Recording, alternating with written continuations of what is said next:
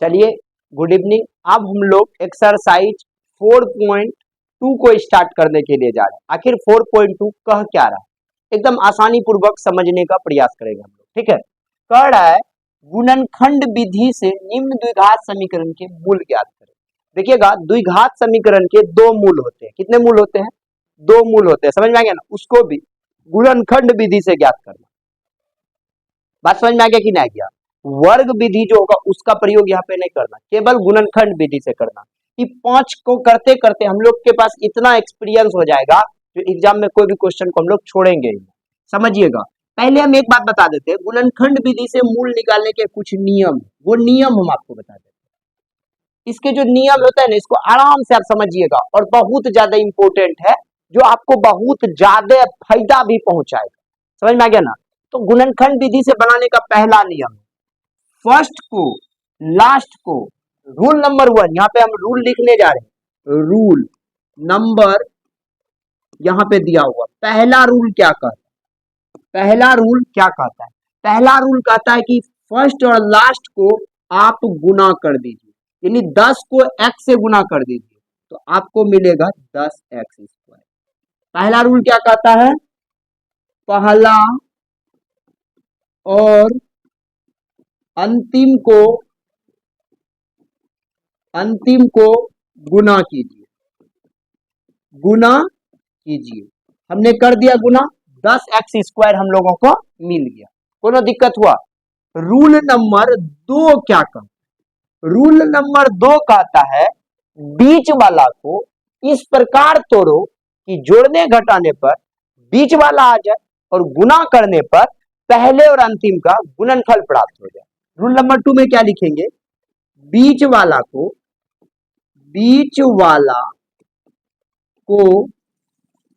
इस प्रकार तोड़े कि जोड़ने घटाने पर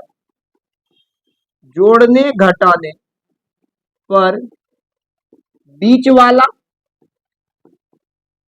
तथा गुना करने पर पहले और अंतिम का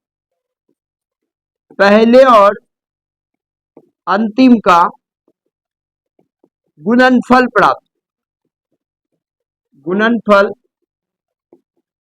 प्राप्त। मतलब समझ में आया कि नहीं आया?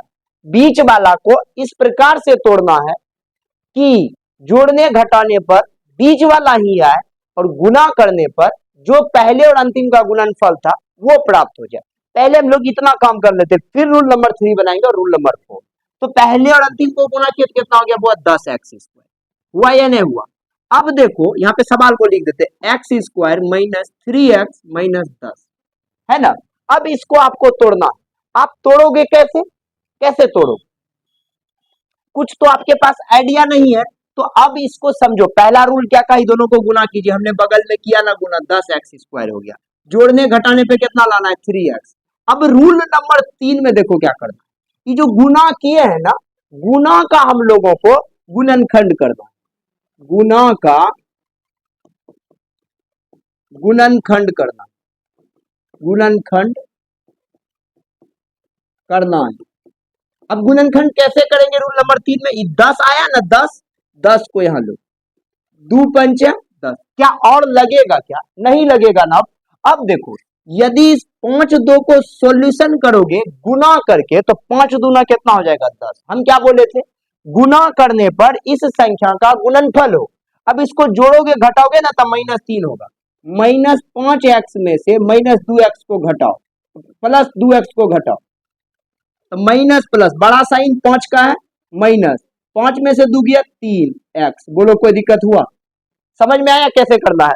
इसका फैक्टर कर देना, किसका? जो फर्स्ट और लास्ट है। अब इसको कैसे लिखेंगे? x² - 5x + 2x - 3। समझ में आ गया होगा? इसको कैसे लिखे? 3 को इस प्रकार से तोड़ना है कि जोड़ने घटाने पर 3 ही आ जाए। समझ में आ गया कि नहीं गया? और गुना करने पर पहले और अंतिम का गुणनफल प्राप्त हो जाए। इसके लिए हम लोग क्या करते हैं? पहले और अंतिम को जो गुना करते हैं उसका फैक्टर कर देते हैं। फैक्टर करने के बाद जो चीज हम लोगों के पास आता है उसी में से कुछ ऐसा कांड कर देते हैं जिससे हम लोगों को ये चीज प्राप्त हो जाता है। कोई दिक्कत हुआ? अब रूल नंबर 4 क्या कहता है? रूल नंबर 4 कहता है, हाँ, पहले दो और लास्ट के दो में जो मिल रहा है ना उसको कॉमन लीजिए। रूल नंबर 4 क्या कह रहा हुआ? पहले के दो और अंतिम के दो में से जो मिले उसे कॉमन ले, उसे कॉमन ले। ये रूल नंबर 4 है हम लोगों का। तो ये दोनों में क्या मिल रहा है आप बताओ? एक्स स्क्वायर है तो यहाँ पे एक्स है, 5x है, यहाँ पे x है, यहाँ पे तो नंबर 1 मिल रहा है, x दोनों में है इसलिए x ले लिए। अब कहोगे सर स्क्वायर था तो स्क्वायर काहे ले लिए? नहीं, कम जिसमें रहते हैं ना उसके बराबर से उससे निकालते हैं। मान लो इसमें 2 गो था, इसमें 1 गो था, मान लेते यहाँ 3 गो रहता है, यहाँ 2 गो, तो 2 गो इसमें था तो निकाल ले। समझ में आया कि ना आया? 4 गो यहाँ 3 गो है तो 3 गो निकाल लेते। समझ में आ गया कि ना गया? यदि यहाँ 3 गो रहता है, यहाँ 1 गो होता है, 1 गो नहीं निकालते। बात क्लियर हो गया ना? चलो अब यहाँ से x निकालिए तो यहाँ बच गया x, यहाँ से x निकालिए तो यहाँ बच गया 5। ये वाला बात क्लियर हो गया? अब यहाँ जो साइन रहेगा ना वही साइन आपको कॉमन लेना। प्लस था तो हम लोग क्या ले लिए? प्लस ले। अब देखो 2x और 10x में x तो नहीं मिल रहा दोनों में, क्योंकि यहाँ है यहाँ पे नहीं है, तो x को कॉमन नहीं लेना। तो 2 यहाँ है और यहाँ 2 के टेबल में 10 आता है ना, इसलिए 2 को क्या ले लेंगे? बाहर ले। यहाँ से 2 ले लिए, क्या बच गया? x बच गया। अब प्लस माइनस क्या हो गया? माइनस। 2 को पढ़ो कै बार में? 10, तो 5 बार में 10। कोई दिक्कत हुआ? अब देखो ये भीतर वाला सेम हुआ कि नहीं हुआ? यदि भीतर वाला सेम हो गया ना ये सही, भीतर वाला सेम नहीं हुआ ना ये गलत। कॉन्सेप्ट समझ में आ रहा है कि नहीं आ रहा है? अब देखो क्या करना, अब अगला स्टेप में बाहर वाला को एक साथ यानी x प्लस 2 और अंदर वाला को एक साथ लिख दिया। रूल नंबर 4 में क्या लिखेंगे? 4 हो गया। रूल नंबर 5 में क्या लिखेंगे? बाहर वाला को एक साथ तथा अंदर वाला को एक साथ, एक साथ। देखो अंदर वाला को एक साथ लिख दिए। अब क्या करेंगे? इसका शून्यक निकालेंगे। रूल नंबर 6 में क्या करेंगे? रूल नंबर 6 में करेंगे क्या? शून्यक निकालें। शून्यक आप 9th क्लास में पढ़े होंगे, शून्यक निकाले। किसका शून्यक?